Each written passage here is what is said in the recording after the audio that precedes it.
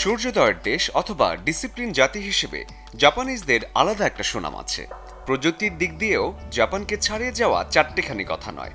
সে যাই হোক, জাপান এখন আলোচনায় নতুন এক বিষয় নিয়ে। জাপানিজ তরুণ তরুণীদের মধ্যে সম্প্রতি জনপ্রিয় হয়ে উঠেছে নতুন এক ধরনের সম্পর্ক, যার নাম দেওয়া হয়েছে ফ্রেন্ডশিপ ম্যারেজ, মানে বিয়ের নতুন এক মাধ্যম। এবার আসা যাক ফ্রেন্ডশিপ ম্যারেজটা কি। বিয়ের চিরাচরিত রীতি ছাপিয়ে ফ্রেন্ডশিপ ম্যারেজের অংশীদাররা আইনত দম্পতি, যদিও একসাথে থাকার বাধ্যবাধকতা নেই। চাইলে তারা কনজুগাল লাইফ এড়িয়ে কৃত্রিম পদ্ধতিতে সন্তান নেওয়ার সিদ্ধান্ত নিতে পারেন।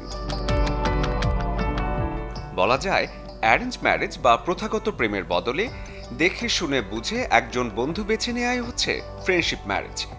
সম্পর্কটা রোমান্টিক না হলেও অনেকেই বেশ সুখেই বসবাস করছে এই সিস্টেমে।